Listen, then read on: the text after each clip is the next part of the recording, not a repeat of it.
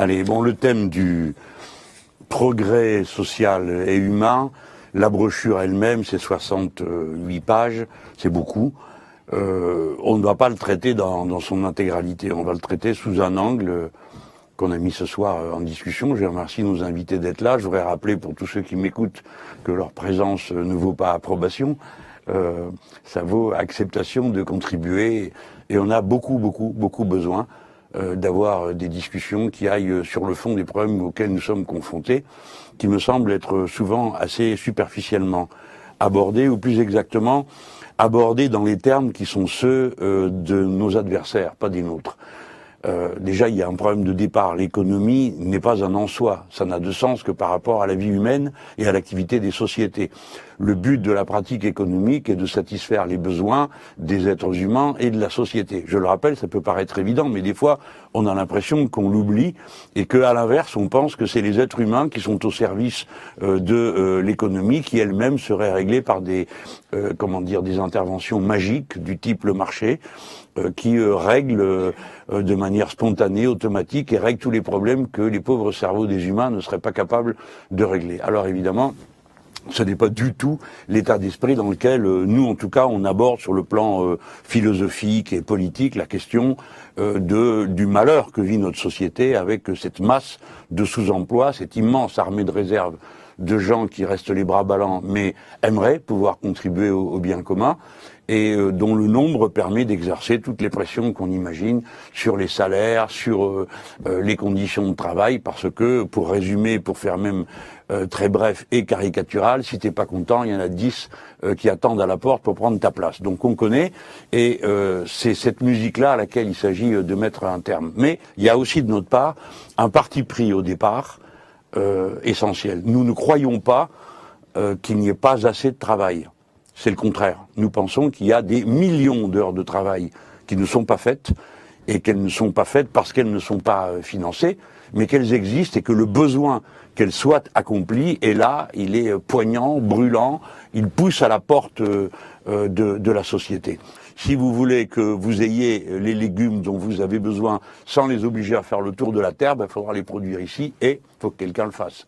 C'est-à-dire qu'il nous faut 200 à 300 000 personnes de plus pour faire vivre cette agriculture non chimique. Est-ce qu'on peut vraiment appeler des richesses la masse des objets inutiles que nous produisons et détruisons tous les jours? C'est une autre discussion. Elle a une très grande importance parce que elle nous permet de dire ce qui compte à nos yeux et ce qui ne compte pas, ce qui devrait compter et ce qui ne peut plus compter, parce que ça n'apporte rien à la qualité de la vie dans la société. Mais j'admets que c'est un choix. Il y a des gens qui pensent que la pauvreté étant le résultat de l'inutilité des pauvres, le chômage étant la faute des chômeurs, il est donc normal que les uns aient tout et les autres rien. Et ils imaginent une société qui fonctionnerait comme ça. Elle est d'ailleurs sous nos yeux en construction. C'est les quartiers avec leurs portes fermées, leurs gardes spéciaux, leur propre alimentation en eau, en électricité, etc. et qui se désintéressent du reste de la société. À chaque fois, évidemment, on me demande oui, mais alors comment vous payez toutes ces heures? Bon, alors c'est pas nouveau, hein, je rassure ceux qui en... On sait où est l'argent.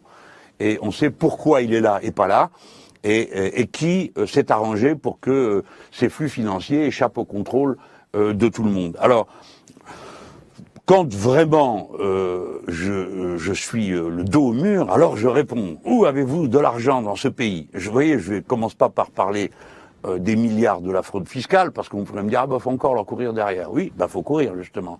Et pour ça, il faut avoir des employés du fisc et pas supprimer leur poste. Mais mettons, je mets ça de côté. Je mets même de côté la dette. Bon, parce que je suis pour annuler la dette qui est dans les caisses de la Banque Centrale Européenne. Bon, ça représente, si on suit ce que je raconte, à peu près 1380 milliards qu'on pourrait effacer comme ça du tableau. Je le mets de côté parce qu'on va me dire « Ah oui, mais monsieur Mélenchon, il faut encore qu'on change les statuts de la Banque centrale. » Justement, alors changeons-les. Hein, parce que je ne vois pas en quoi les objections qui me sont présentées sont définitives. Le statut de la Banque centrale, c'est une œuvre humaine, ça change. C'est une affaire de rapport de force, de discussion. Mais si tout le monde est d'accord pour dire que ce statut ne vaut rien, alors on peut convaincre des gens rationnels d'en faire un autre. Non, je me contente juste de regarder du bord de mon balcon. Et j'aperçois 400 milliards dans les livrets A, dont les gens qui les collectent ont un peu de mal à savoir quoi faire. depuis là où je suis, je me dis, tiens, tout cet argent qui est dans l'assurance vie, il y en a pour 1700 milliards, je crois, d'euros, et ils ont un avantage fiscal. C'est bien, non? Bon, ils ont un avantage, je pourrais leur prendre leur avantage fiscal, on dira, ah ben voilà, il veut encore récupérer des sous avec des taxes. Non, même pas. Je dis, écoutez, je vous prends que sur chaque euro que vous investissez hors de France. Voilà. Si vous l'investissez en France, vous avez votre avantage fiscal. Si vous l'investissez pas en France, je vous le reprends. Il y en a pour 750 milliards qui sont là. Et alors, peut-être que quelqu'un d'entre vous, qui peut mieux le décrire que moi, expliquera à ceux qui nous écoutent que le principal problème du capital, c'est de trouver où s'investir. Donc, la question posée n'est pas est-ce qu'il y a besoin de travail, il y a des millions d'heures de travail à faire.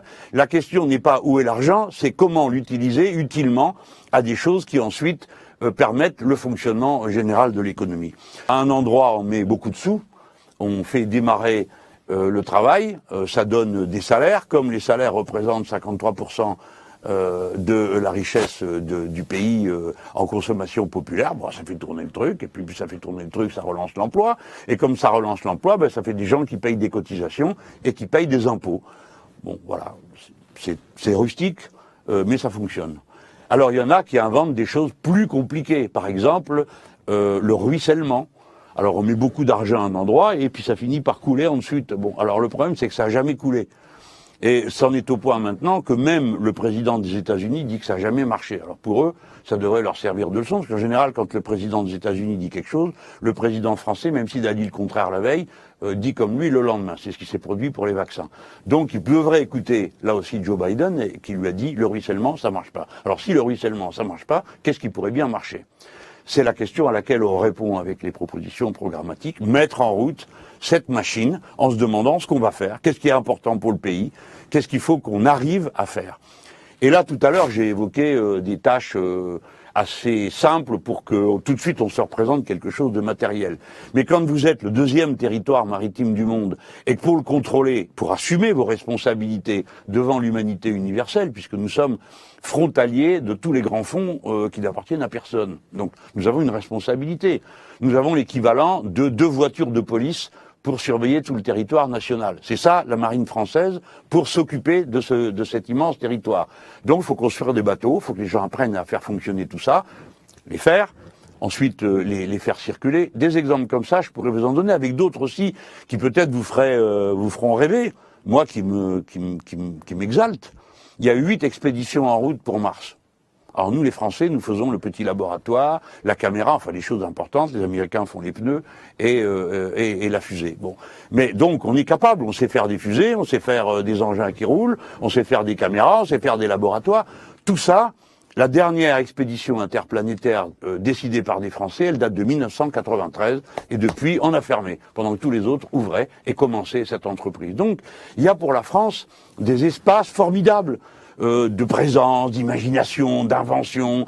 Il y a des milliers de jeunes gens qui aujourd'hui sont prêts à s'y mettre. Il y a dans la génération précédente tous ceux qui enragent de voir que leur savoir-faire n'est pas utilisé, qu'on leur raconte des fadaises sur le marché qui va louer l'argent là où il faut, etc., etc. Et toutes ces choses mystérieuses qui échappent au contrôle des êtres humains et nous réduisent tous donc à être de pauvres spectateurs de notre propre vie et de la voir se dérouler dans une pente qui n'est pas celle que nous voulions. Alors les 3, on les connaît. La garantie d'emploi, ça fait sauter au plafond. Parce qu'on me dit comment garantie d'emploi, le problème qui est posé, c'est de rester chez soi à rien faire. Ben non, pas du tout. Il va falloir y aller. Tous ceux qui veulent pourront avoir un emploi. Ça s'appelle la garantie d'emploi, il y a un mécanisme, on sait le faire vivre, ça coûte des sous, oui, ça en rapporte encore plus, heureusement, c'est pour ça qu'on l'a inventé. La garantie emploi. Alors je sais que les gens y croient pas, hein, mais je suis habitué. Quand j'étais jeune homme, je me trimballais avec mon programme commun, on tapait aux portes, là-bas, dans Franche-Comté, et on disait aux gens la retraite à 60 ans. Et les gens disaient, oh c'est bien, vous y croyez, vous êtes jeunes. Ils n'imaginaient pas qu'un an après, ils l'auraient. C'est ce qu'on a fait en 1981. Donc quand je vous dis, moi, la garantie d'emploi, vous vous dites, bon, il exagère, mais c'est normal, bon, il est de gauche, alors ils sont sympas, mais ils rêvent. Non, je rêve pas. Je vous dis, nous avons besoin de millions de gens. C'est pour ça que j'ai commencé par ça. Le deuxième vecteur, c'est la réduction du temps de travail. Parce qu'il est temps aussi de dire que si le travail est important, il ne peut pas être question pour des gens comme nous de dire au travail, vous allez tout sacrifier, tout donner, votre vie, votre santé, votre temps. Et puis vous autres, les ballots là, qui vous croyez très malins parce que vous avez signé le forfait jour et que vous êtes cadre et que peut-être que vous vous rendez compte depuis 10 ans que le résultat, c'est que vous avez ramené l'ordinateur à la maison et que c'est fini. Nuit et jour, vous êtes au service avec votre chaîne, là, faut répondre. Donc tout ça est absurde. Et c'est pas comme ça qu'on se représente ce que peut être une vie. Je sais très bien que les gens s'y habituent. Je sais très bien qu'à l'heure à laquelle je parle, il y en a des millions qui vivent comme ça. Mais eux-mêmes, en eux, il y a la petite lumière, la petite voix qui dit, bah, c'est trop, quoi. C'est pas ça que je voulais. C'est pas ça, c'est pas ça la vie que je voulais avoir. Donc, la réduction du temps de travail, c'est économiser de l'énergie, libérer de l'énergie pour autre chose dans la vie.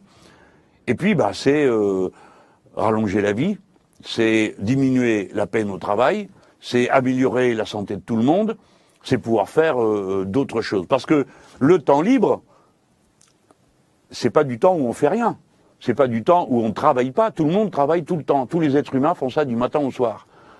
Mais il y a le travail salarié qui est un travail contraint, et puis un travail plus libre, en gros, celui qu'on est censé avoir choisi, même si on n'a pas toujours choisi ce qui nous arrive. J'achève en traitant du dernier point, que au moins une d'entre vous connaît mieux que moi, c'est la définanciarisation de l'économie productive.